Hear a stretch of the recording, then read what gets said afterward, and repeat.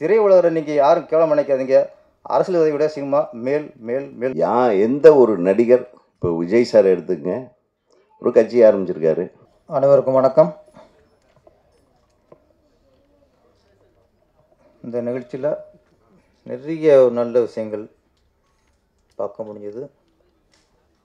முதல்ல நம்ம இயக்குனர் ராஜவேல் கிருஷ்ணா தான் தாய் தந்தையை மேடைக்கு அழைத்து அவங்களோட ஆசீர்வாதம் வாங்கினார். தெய்வத்தோட ஆசீர்வாதத்தை விட பெற்ற அப்பா அம்மா ஆசீர்வாதம் தான் சிறந்தது. ஏன்னா அவங்க தான் வாழும் தெய்வம். அவங்க தான் மனப்பூர்வமாக உண்மையான மனசோட முழு ஆசீர்வாதம் கொடுக்குறவங்க பெத்த அம்மா தான். பெத்த அம்மா அது காலை தொட்டு வணங்காலே போதும், வாழ்க்கையில் முன்னேறிடலாம். ராஜவேல் சார் ஏன்னா இது இப்போ ரொம்ப இல்லாமல் போச்சு சமூகத்தில். இப்போலாம் பசங்களாம் தன்னுடைய பிறந்தநாள் கூட அப்பா அம்மாக்கள்லாம் விழுகிறதில்ல. ஹாய் ஹாய் தான். இப்போ அது கலாச்சாரம் ரொம்ப மோசமாகிட்டுருக்கு. அது என்னென்னா, பெரியவங்க காலில் விழுகிறது ஒரு அவமானம் நினைக்கிற மாதிரி இப்போ இந்த காலகட்டம். நம்ம தொட்டு குண்டாமல் நம்ம தாழ்ந்துருமோ இல்லை. யார் ஒருத்தர் பெரியவங்க காலில் குனிஞ்சு கும்புறாங்களோ அவங்க வாழ்க்கை உயர்ந்துருவான். இவங்கெல்லாம் எவ்வளோ நினச்சா அவன் அப்படியே தான் இருப்பான். அதனால் ஆசை ரொம்ப முக்கியம். அது எனக்கு கொஞ்சம் நெகிழ்ச்சியாக போயிடுச்சு. அதை விட அவங்க அப்பா அம்மா மேலேருந்து அவங்க அம்மாலாம் கண் கலங்கிட்டாங்க. அது கண் கலங்குறது என்ன, சந்தோஷத்தின் உச்சம். அது பெற்ற தாய் ஒரு சபையில் பையனை பார்த்துட்டு அதை உச்சம். இதை விட என்ன வேண்டி இருக்கு. அதுக்கடுத்து இன்னொரு விஷயம், நம்ம ப்ரொடக்ஷன் கண்ட்ரோலர் சிவம் இப்போது படங்களுக்கு தேவையானது இப்போ பிளானிங் கண்ட்ரோல். ப்ரொடக்ஷன் கண்ட்ரோல்னால் அதான் கண்ட்ரோல் பண்ணுறது கண்ட்ரோலர், கண்டபடி விட்டுறது கண்ட்ரோலர் இல்லையே. கரெக்டாக சொன்னார். இது உண்மையிலே நிறைய சிறிய படங்கள் நீங்கள் ஆரம்பிக்கிறவங்க என்னென்னா, ஆரம்பத்தில் என்னென்னா ரொம்ப ஆடம்பரம் பண்ணிக்கிறாங்க. ஆஃபீஸ் அப்படி இருக்கணும், பூஜைலாம் பெருசாக ஆடம்பரமாக பண்ணுறாங்க. இது எல்லாமே பெஸ்ட். இப்போ உள்ள சிறிய படங்களுக்கு பெருசாக ஆஃபீஸ் பார்க்குறது, பூஜையை பெருசாக பிரமாண்டமாக போட்டு அது செலவு பண்ணுறது, இது எல்லாமே கிரிமினல் வேஸ்ட். எதுக்கு யூஸ் ஆக போகிறதில்ல. சிறிய படங்கள்லாம் ஸ்ட்ரெயிட்டாக ஷூட்டிங் கிளம்பி வேண்டியதான். ஷூட்டிங் போய் இந்த செலவு எங்கே பண்ணணும்னா, பூஜை கொண்ட செலவுலாம் படத்துக்கு முன்னாடி ப்ரொமோஷன் பண்ணுங்க, அது யூஸ் ஆகும். இன்றைக்கி ரொம்ப காலம் வேகமாக போயிட்டுருக்கு. நீங்கள் பூஜை போட்டு 6 மாதம் கழிச்சு போகும்போது இந்த பூஜையை போட்டு மறந்துடும் ஆடியன்ஸ். அப்போ ரிலீஸ்க்கு முன்னாடி அந்த ப்ரொமோஷன் பண்ணும்போது போய் சேரும். படம் இப்படி ஒரு படம் வரப்போகுது அப்படிங்கிறது மக்களுக்கு போய் சேரும். அதைத்தான் பண்ணோன்னா அது கரெக்டாக சிவம் சார் சொன்னார். இவரும் கரெக்டாக உணர்ந்திருக்காரு. 2 விஷயம் இங்கே ராஜவேல் இயக்குனர் நான் பார்த்தது. ஒன்று அப்பா அம்மா பாசம், இன்னொன்று ப்ரொடியூசருக்கு எந்த வகையிலும் நம்ம வீண் செலவு பண்ணிவிடக்கூடாது. அவன் தான் சரியான டைரக்டர், அவன் தான் உண்மையான டைரக்டர். எந்த இயக்குனர் நம்மளை நம்பி ஒரு படம் கொடுத்துருக்காரோ, நம்ம நம்பி இத்தனை கோடி ப்ராஜெக்ட் பண்ணுறாங்கன்னா, அவங்களுக்கு தேவையில்லாத செலவு பண்ணாலே அது முதல் லாபம். லாபத்துக்கு பிள்ளையா சொல்லி அதுதான். நீங்கள் எத்தனை நாள் ஷூட்டிங் குறைக்கிறீங்களோ அந்த செலவு தான் முதல் லாபம் ப்ரொடியூசருக்கு. அப்புறம் விற்கிது அடுத்த விஷயம். ஒரு 40 நாள்னால் நீங்கள் 30 நாள் எடுத்தீங்கன்னா அது 10 நாள் செலவு இருக்குல்ல, இது மிச்சம் கவர். நீங்கள் மிச்சப்படுத்துறது தான் இன்றைக்கி ப்ரொடியூசருக்கு லாபம். அது கரெக்டாக பிளான் பண்ணியிருக்காங்க. ஒரு இயக்குனர் கதை, திரைக்கதை, வசனத்துக்கு எந்த அளவுக்கு உழைக்கிறாரோ அதே உழைப்பு ஒரு படத்தை ஷூட்டிங் பண்ணுறதுக்கு பிளான் பண்ணுறது. அதே இது திங்க் பண்ணுறோம்ல, கதைக்கு திரைக்கதைக்கெலாம் திங்க் பண்ணுறோம்ல, இந்த திங்கிங் இந்த படத்தை எந்த அளவுக்கு சிக்கனமாக எடுக்கலாம், எந்த அளவுக்கு பிளான் பண்ணிக்கலாம், அதே அளவு இதுக்கு ஷூட்டிங் உட்காரணும். அவன் தான் சரியான இயக்குனர். ஒரு இயக்குனர் முதல்ல தயாரிப்பாளருக்கு சரியான இயக்குனர் இருக்கணும், அதுக்கப்புறம் மக்கள். ராஜுல பொறுத்த வரைக்கும் இப்போ எக்ஸ்ட்ரீம் படம் நல்லா வந்திருக்கு, அடுத்த தியேட்டருக்கு போக போகுது, வெற்றி அடைங்கிற அடுத்த விஷயம். முதல்ல அவர் தயாரிப்பு நல்லா இருக்குன்னு நினைக்கிறாருல்ல, அது உங்களுக்கு முதல் வெற்றிங்க.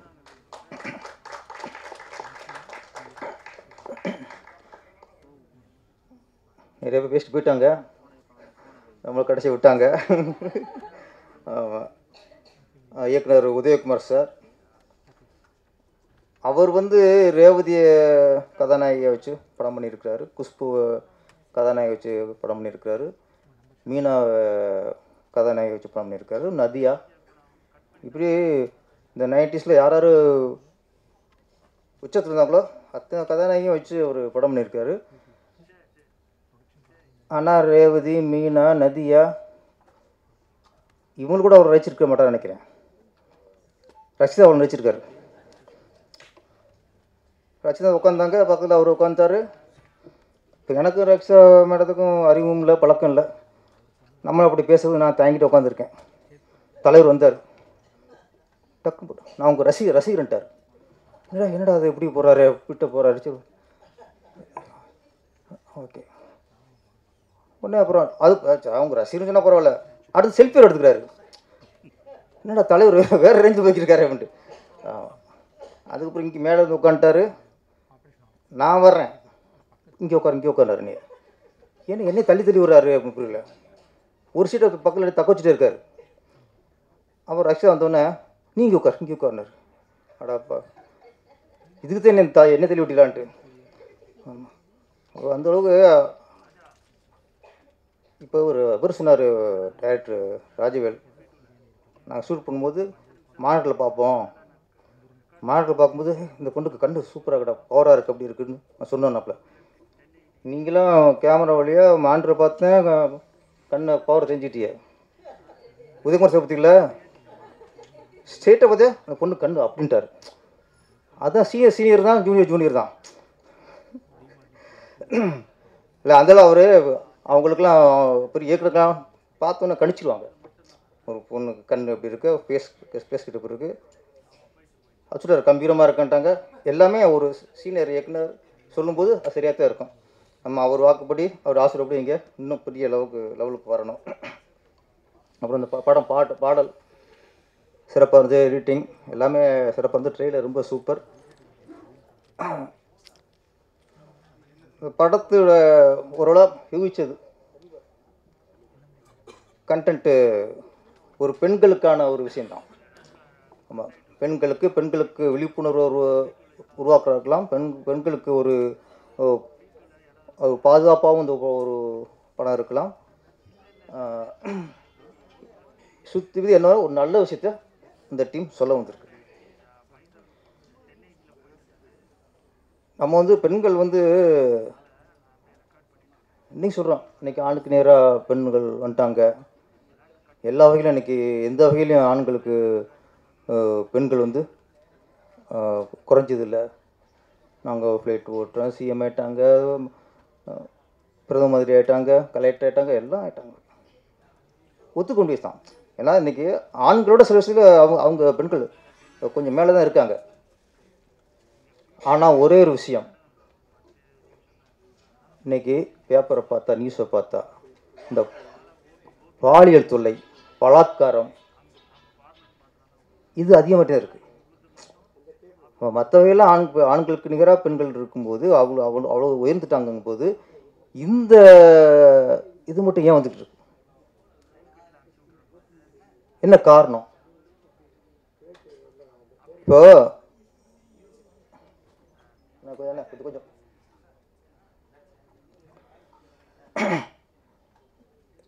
ஒரு பெண்ணுக்கு பாதிப்பு ஏற்பட்டுச்சு. ஒன்று பலாத்காரம் பண்ணிட்டாங்க, ஒரு பாலியல் தொல்லை பண்ணிட்டாங்க, இது பண்ணிட்டாங்க. நம்ம என்ன சொல்கிறோம்? சட்டம் ஒழுங்கு சரியில்லை, போலீஸ் சரியில்லை, அரசாங்கம் சரியில்லை, நீதிமன்றம் சரியில்லை. ஒன்றே நம்ம புரிஞ்சுக்கணும். ஃபஸ்ட்டு ஒரு பெண்ணு ஒரு பாதிப்படைந்தால், யாராவது 4 பேர் பொண்ணை ரேப் பண்ணிட்டா அவங்கள கண்டுபிடிக்கிறது தான் போலீஸ், அவங்க தண்டனை கொடுக்குறது தான் நீதிமன்றம். ஒரு பொண்ணு தன்னை காப்பாற்றிக்கிறது அவங்க கையில் இருக்குது. போலீஸ் காப்பாற்றிக்க முடியாது, போலீஸ் செக்யூரிட்டி வந்து இருக்க முடியும். அப்போ இந்த சமூகத்தில் இவ்வளோ செய்தியில் வரும்போது நம்ம போலீஸை குறை சொல்லியோ, நீதிமன்றத்தை குறை சொல்லியோ, அரசாங்கத்தை குறை சொல்லியோ பிரயோஜனம் இல்லை. தவறு நடந்தால் கண்டுபிடிக்க தானே போலீஸு, தண்டிக்கிறது தானே போலீஸு. தண்டிச்சிட்டா பாதி போயிடுமா? அப்போ இந்த பெண்கள் வந்து முதல்ல நம்ம காப்பாற்றிக்கணும். நமக்கு நாம தான் பாதுகாப்பு இருக்கணும். அதுக்கு என்ன பண்ணணும்? அதுக்கு எந்த மாதிரி நம்ம நடவடிக்கை இருக்கணும், எந்த மாதிரி நம்ம ட்ரெஸ் பண்ணணும், பொது இடத்துல நம்ம எப்படி இருக்கணும், பொது இடத்துல எப்படி நம்ம நடந்துக்கணும், இவ்வளோ விஷயங்கள் இருக்குது. இதுதான் ஒரு பெண் வந்து தன்னை பாதுகாத்துக்கிறதுக்கான வழிகள். நான் எப்படி ட்ரெஸ் பண்ணுவேன், பார்க்கணும் கண்ணு தான் பார்க்கணும், தப்பாக பார்க்குறான், இதெல்லாம் தப்பை கட்டுது. என்னை போய் இந்த கதையில் அதான் சொல்ல வராரு நினைக்கிறேன் ராஜா சார். நான் ட்ரைலர் பார்க்க எனக்கு உணர்றது அதான். ஏன்னா ஒரு சாங்கு எல்லாம் கொஞ்சம் கவரிச்சு தான் அடிக்கிறாங்க. அந்த பொண்ணு அபியும் மட்டும்தான் ஹோம்லியாக இருக்குது. சில இடங்களில் சிலதுக்கு டேஸ்ட்டு ஹோம்லியாக பிடிக்கும். என்ன இருந்தாலும் அந்த ஒரு பெண்களுக்கு பெண்ணு தான் பாதுகாப்பு. ஒரு விஷயம் இப்போ எக்ஸ்ட்ரீம் ஒரு நல்ல விஷயம் சொல்லுதுங்க. சினிமா வந்து நம்ம இந்த உலகத்தில் இந்த நாட்டிலே சரி மிக உயர்ந்த ஒரு சாதனம் சினிமா. சினிமா தான் நிறைய நல்ல விஷயம் மக்கள் சொல்லுது. இன்றைக்கி வந்து ஒரு ஆன்மீகவாதி யாரும் பேசுகிறதில்ல, அரசியல்வாதி யாரும் பேசுகிறதில்ல. இந்த ஒரு பெண்ணுக்கு பாதுகாப்பாக எப்படி வந்து இப்போ இந்த படம் சொல்லுது. எத்தனை படம் வந்து ஒரு குடினால் எத்தனை குடும்பம் கெட்டு போகுது, குடினால சமூகம் வந்து சீரழின்னு எத்தனை படம் சொல்கிறோம். சினிமா தான் சொல்லுது. குடும்பத்தோட கூட்டு குடும்பமாக இருக்கணும், பாசம் இருக்கணும், சினிமா சொல்லுது. அண்ணன் தங்கச்சி பாசமாக இருக்கணும், சினிமா சொல்லுது. பையன் அம்மா எப்படி கவனிச்சுக்குங்கிறத சினிமா சொல்லுது. அப்பா பையன் எப்படி இருக்கணுங்கிறது சினிமா சொல்லுது. எல்லா நல்ல விஷயத்தை எல்லாமே இன்றைக்கி சொல்லிக்கிட்டு இருக்குது சினிமா சினிமா சினிமா. எங்கேயாவது ஒரு மேடையில் அரசியல்வாதிங்க குடிக்க சொல்லியிருக்காங்க சொல்லுங்க தம்பி, யாரும் குடிக்காதீங்க, குடித்தா அவங்க குடும்பம் சீரழிச்சிடும். அவங்க சொல்லணும். அரசியல்வாதி வந்து மக்களுக்காக வந்தவங்க, மக்கள் சேவைக்காக வந்தவங்க. பெண்கள் எப்படி இருக்கணும், பெண்களுக்கு அட்வைஸ் யாராவது ஒரு அரசியல் பேசுகிறாங்களா, குடியை பற்றி யாராவது பேசுகிறாங்களா? யாராவது ஒரு இப்போ யாராவது அரசியல்வாதி ஜாதி ஒன்று சொல்கிறாங்களே, எத்தனை படங்க நம்ம திரைப்படம் வருது. ஜாதி கூடாது, ஜாதி ஒழிக்கணும், எல்லாரும் சமங்கிறது எத்தனை சமமாக சொல்லிக்கிருக்கோம். யாராவது ஒரு அரசியல்வாதி நாங்கள் ஜாதி ஒழிப்போம் சொல்கிறாங்களா? சொல்ல மாட்டோம். மதம் நம்ம எம்மோது சம்மந்தம் எத்தனை படம் வந்துட்டு இருக்கு. அரசியல் சொல்லுவாங்களா? இன்றைக்கி அரசியல்வாதிகள் சொல்ல வேண்டியது, ஆன்மீகவாதி சொல்ல வேண்டியது எல்லாத்தையுமே இன்றைக்கி சொல்லிக்கிறதுக்கு நம்ம சினிமா சொல்லிக்கிட்டு இருக்கு. குடிக்காத, பெண்ணை கெடுக்காத, அம்மா மதி, அப்பாவை மதி, நட்பை மதி, எல்லாத்தையும் எங்கள் சினிமா சொல்லிக்கிட்டு இருக்கு. ஆனால் எங்கள் சினிமா கரைங்க உங்களுக்கு கூத்தாடி. நீங்கள் என்ன பண்ணுறீங்க? நல்ல விஷயம் யாரும் அவனுக்கு குறை சொல்கிறது, இவன் அவனை குறை சொல்கிறது, நீ இவ்வளோ இவ்வளோ பண்ணலையா, நீ இவ்வளோ பண்ணலையா. இன்னைக்கு யாராவது அரசியல் நல்ல விஷயம் யாராவது சொன்னாங்க மேடையில் பேசுகிறாங்களா? நல்ல விஷயம் போய் எங்கள் சினிமா தாங்க. எங்கள் சினிமா மாதிரி உயர்ந்த உலகத்தில் எதுவுமே இல்லைங்க.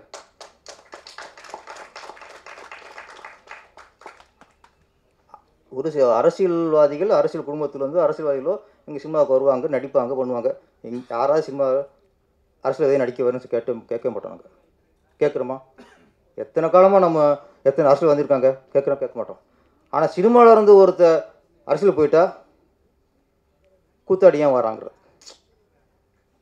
இப்போ அரசியல்வாதி நீங்கள் நடிக்க வந்தால் நாங்கள் ஏற்றுக்குவோம், சினிமாக்காரன் அரசியலுக்கு வந்தால் நீங்களே ஏற்றுக்க மாட்டீங்க. உதயகுமார் சொன்னார்ல, சினிமாக்காரன் எதுக்கு எதையும் என் பிள்ளைங்க ஏன் கூச்ச புரிய, ஏன் இவ்வளோ கட்டம் கட்டுறீங்க? நான் எதுக்கு சொன்னால் நாங்கள் நல்லது சொல்கிறோம். இன்றைக்கி ராஜீவ் சொல்கிறாரு, பெண்ணை நீ பாதுகாப்பார், ஒரு பெண்ணு பாதுகாப்புக்கான ஒரு படம் தான் அந்த படம். இதை நீங்கள் சொல்கிறீங்களா?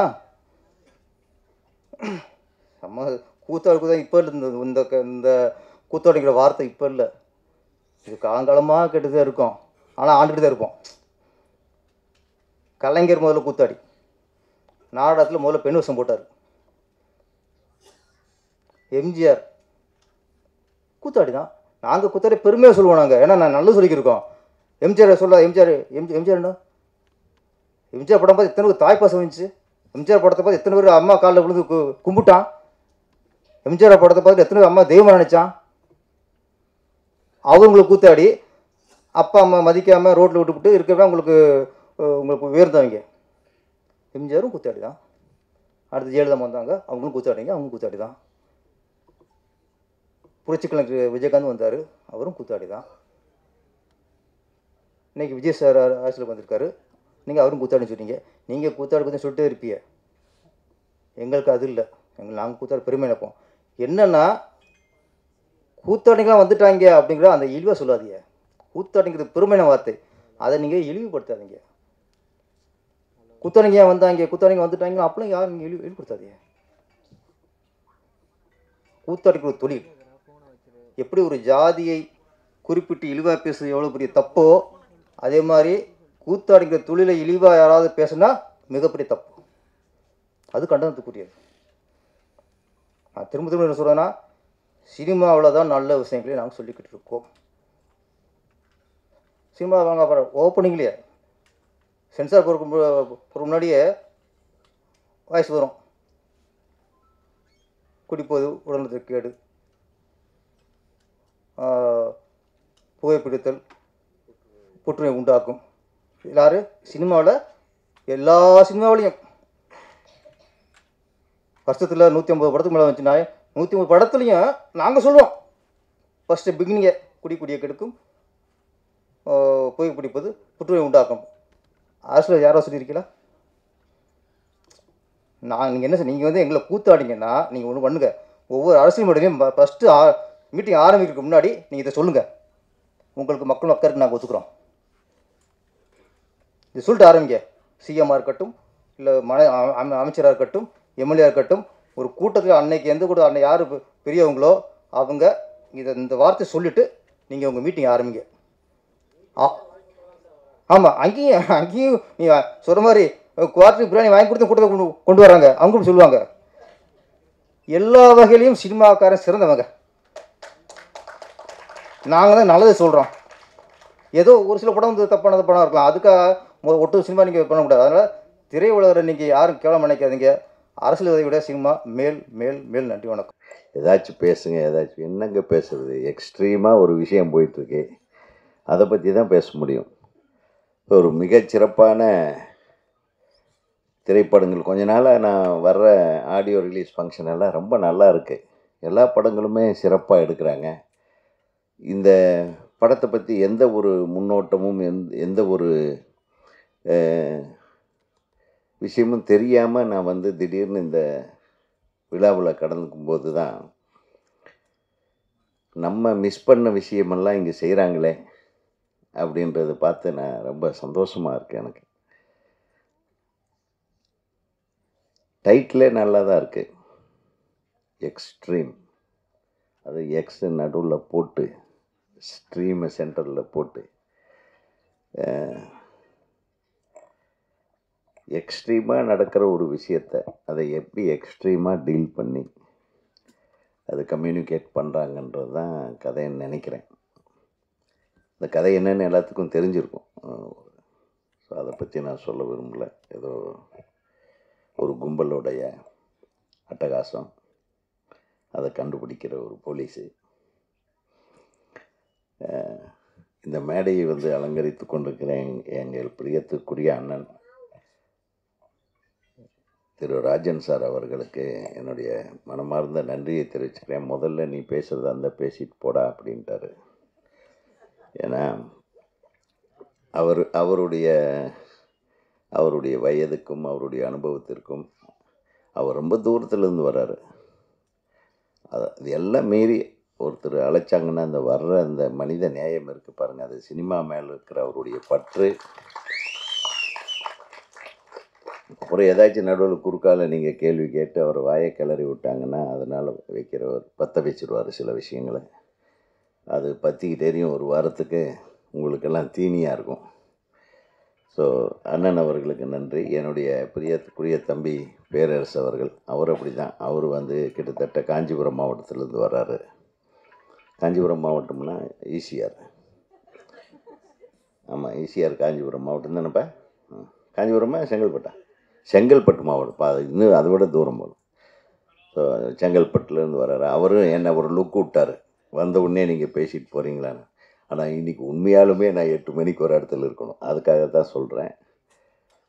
அப்புறம் இந்த தயாரிப்பாளர், அவர் ரொம்ப நல்ல நல்ல லட்சணமான ஃபேஸு. இந்த விஜயகாந்த், ரஜினிகாந்த் சார் இந்த வரிசையில் அவர் ஒரு நல்ல சிறப்பான இடத்தை பிடிக்க, நடிகராகவும் பிடிக்க எனது திரைப்பட இயக்குநர்கள் சங்கத்தின் சார்பாக உங்களுக்கு வாழ்த்துக்களை தெரிவிச்சுக்கிறேன். ஏன்னா நீங்கள் நல்லா தான் பண்ணியிருந்தீங்க. அந்த குழந்தைய எடுத்து அந்த பாசத்தோடு அள்ளி அணைச்சிக்கிட்டு அதை அப்படியே தூக்கிட்டு அந்த பாட்டிலேயே நீங்கள் வெளிப்படுத்தியிருந்த உங்கள் முகபாவனைகள் எல்லாம் மிக சிறப்பாக இருந்தது. அதனால் நீங்கள் ஒன்றும் தைரியமாக இருக்கலாம், தைரியமாக நிறைய படங்கள் பண்ணலாம். எங்கள் இயக்குனர் சங்கத்தில் நிறைய இயக்குனர்கள் தம்பி மாதிரி இருக்காங்க. நீங்கள் ரெடின்னு சொல்லுங்கள், ஒரு 10 பேரை அனுப்பி விட்றேன். நல்ல கதைகள் வச்சுருக்காங்க, அவங்களுக்கெல்லாம் வாழ்க்கை கொடுங்க. ஏன்னா சென்டிமெண்ட்டாக இந்த சீகர் என்ற வார்த்தைக்கு பொருள் என்ன பார்த்தீங்களா? அந்த வின்னர் கூட நிறைய பேர் பயணிக்கணும்னு ஆசைப்பட்றேன். அந்த பயணத்தில் இப்போது மிக சிறப்பாக துவங்கி இருக்கிற, நான் மிகவும் ரசிக்கிற ஒரு நடிகைன்னு சொன்னால் அது ரக்ஷிதா. நான் அவங்களோட ரசிகன் உண்மையிலுமே. அப்படிவா?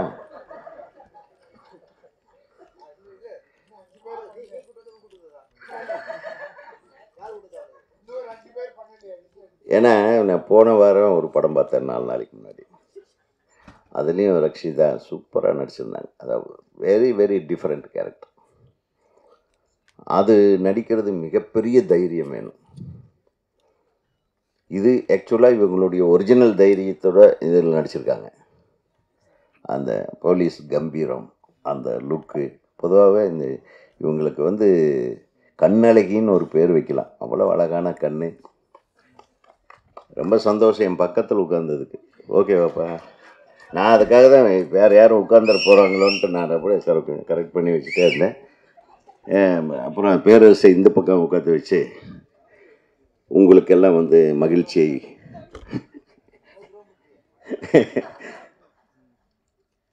அப்புறம் அபி நக்ஷத்ரா ரொம்ப க்யூட் கேர்ள். அவங்க நடித்த இப்போ வெப் சீரிஸ் ஒரு மிகப்பெரிய பிரமாதமான வெற்றியை அடைந்திருக்கிறது. தொடர்ந்து நீங்கள் இந்த படத்துலேயே நல்ல பிரமாதமாக தெரியுறீங்க. நிச்சயமாக உங்களுக்கு ஒரு மிகப்பெரிய வெற்றியை இந்த திரைப்படம் கொண்டு வந்து சேர்க்க வேண்டும். இவங்களை எல்லாம் விட நம்ம தொழில்நுட்ப கலைஞர்கள்னு பார்த்தா ரொம்ப அழகாக பேசுறதுக்கு ஆரம்பிக்கிறதுக்கு முன்னாடியே முடிக்கிற ஆட்களை எல்லாம் பார்த்தோம். ஒளிப்பதிவாளர் மிக சிறப்பாக இருந்தது உங்கள் ஒளிப்பதிவு. எடிட்டிங் வாஸ் ரியலி குட் தம்பி, ரொம்ப ரொம்ப நல்லா பண்ணியிருந்தீங்க. ஏன்னா இந்த மாதிரி படங்களில் ஒரு கொஹரன்சியும் வேணும், அதே மாதிரி ஒரு டெம்போவும் வேணும். மியூசிக் பிரமாதமாக இருந்தது. ரீரெக்கார்டிங் எக்ஸ்ட்ராடினரி ரீரெக்கார்டிங் ஒரு இம்பேக்டை க்ரியேட் பண்ணிச்சு. டெஃபினட்டாக இந்த படத்துலேயும் அந்த இம்பேக்ட் தொடர்ந்து வரும் அப்படின்ற ஒரு நம்பிக்கை எனக்கு இருக்குது. அப்புறம் வில்லன், எங்கே ஒரு வில்லன் பின்னாடி நிற்கிற பயமாக இருக்குப்பா, உட்காருப்பா. அவரும் பிரமாதமான முகத்தோற்றம், பாவனை, எல்லா செலெக்ஷனும் நல்லா இருக்குது. டைரக்டரை இத்தனை பேரையும் வச்சு மேய்ச்சிருக்கிற எஜமானி அம்மா, தயாரிப்பாளர், அவங்க வந்து எவ்வளவு அமைதியாக அதாவது ஒரு வீட்டுக்காரர் படம் எடுக்கிறேன்னா, ஏங்க உங்களுக்கு வேறு வேலை இல்லையா, நம்ம தொழில் நல்லா தானே போயிட்டுருக்கு, இந்த சீக்கிரம்னு ஒரு நம்ம ட்ரைனிங்கு ஒரு கோச்சிங் இது மாதிரி நம்ம பண்ணிகிட்ருக்கோமா, அது நல்லா தானே போயிட்டுருக்கு, இதில் எதுக்கு இது அப்படின்னு எல்லாம் தடுக்காமல் தன் கணவருடைய ஆசைக்கு பின்புலமாக இருந்து எத்தனை பேர் இன்றைக்கி இருக்காங்க சொல்லுங்கள். ரொம்ப கஷ்டம். So you are really great madam, நீங்கள் ரொம்ப நன்றி. ஏன்னா நம்ம எத்தனையோ பேர் படம் எடுக்கலாம், ஆனால் தன் கணவன் படம் எடுத்து அதுலேயும் அழகழகான ஹீரோயின்கள் நடிக்கிற படத்தில் உங்கள் கணவர் ஹீரோவை வேறு நடிக்க வச்சு என்ன தைரியங்க உங்களுக்கு. அந்த தைரியத்துக்கு நான் வந்து நிச்சயமாக பாராட்டுறேன்னா, இது ஒரு கலைத்துறை, இதை கலை வடிவமாக தான் பார்க்கணும், வேறு எந்த கண்ணோட்டத்துலையும் பார்க்க வேண்டிய அவசியம். வெளி உலகத்துக்காரன் என்ன வேணாலும் நினைப்பான், சினிமாக்காரங்களை கழுவி கழுவி ஊற்றுவானுங்க. ஆனால் சினிமாக்காரங்களோட மட்டமானவனுங்க இந்த சமுதாயத்தில் நிறைய பேர் இருக்காங்கன்றது அவங்களுக்கே தெரியும். உடனே சினிமாவிலேருந்து ஒருத்தர் அரசியலுக்கு வந்துடக்கூடாது, உடனே கட்சி கட்டிட்டு அப்படியே ஏதோ ஒரு பெரிய குற்றம் பண்ண குற்றவாளி மாதிரி ஆளுக்கு ஆளு பேசுறது. புரட்சி தலைவர் வந்தார், யாராச்சும் பேசுனாங்களா? அவரையும் பேசினாங்க, பின்னாடி இருந்து விமர்சனம் பண்ணாங்க. எந்த ஒரு நடிகர், இப்போ விஜய் சார் எடுத்துங்க, ஒரு கட்சி ஆரம்பிச்சிருக்காரு, இப்போ கண்டென்ட் கேட்டியே, மிக சிறப்பான ஒரு துவக்கத்தை கொடுத்துருக்கிறார். அது நம்ம திரைத்துறையிலிருந்து வந்திருக்கிறாரு விஜய் அவர்கள். அவர்களை பாராட்டிட்டு போகிறதுல என்ன தப்பு இருக்குது? அதை ஒரு பெரிய பேச்சு பொருளாக்கி அவர் இன்னும் அரசியல் பண்ணவே ஆரம்பிக்கலை. முதல் மேடையில் பேசியிருக்காரு, இரண்டாவது மேடையில் பேசியிருக்காரு. அடுத்தது அரசியலுடைய நகர்வுகளை எப்படி கொண்டு போக போகிறாருன்னு யாருக்கும் தெரியாது. அதுக்குள்ளே அவரை கட்டம் கட்டி அப்படி இப்படி இவங்க நகர்த்துறாங்க வெளியிருந்து. எதுக்கு? நல்லா வரட்டும், அவர் ஒரு மாற்றத்தை கொண்டு வரட்டும். இதில் என்ன இருக்குது? யார் வேணாலும் அரசால் வரலாம், யார் வேணாலும் சினிமாவுக்கு வரலாம். எங்களுக்கு சினிமாவும் அரசியலும் ஒன்று தான். கரெக்டா? பேரறிஞர் அண்ணா திரைப்படத்துக்கு வசனம் எழுதியார், கலைஞர் அவர்கள் திரைப்படத்துறையிலே வசனம் எழுதினார், தயாரிப்பாளராக இருந்தார். புரட்சி தலைவர் உங்களுக்கு தெரியவே தெரியாது, சினிமா உலகையே ஆண்டவர். புரட்சி தலைவி அம்மா அவர்கள் சினிமா.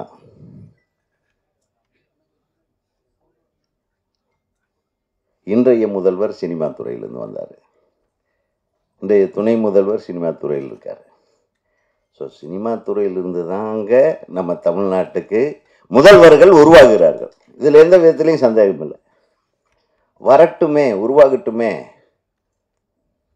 அது என்ன, வர்றதுக்கு முன்னாடியே 1008 பிரச்சனையை பண்ணி ஒருத்தர் குழப்புறதுக்குன்னே எல்லாம் ரெடியாக இருக்கிறாங்க. எப்படி ஒரு சினிமா ரிலீஸ் ஆகி ஃபஸ்ட்டு ஷோவிலேயே எல்லாத்தையும் குழப்புறாங்களே, அந்த மாதிரி இதையும் குழப்ப நினைக்காதீங்க.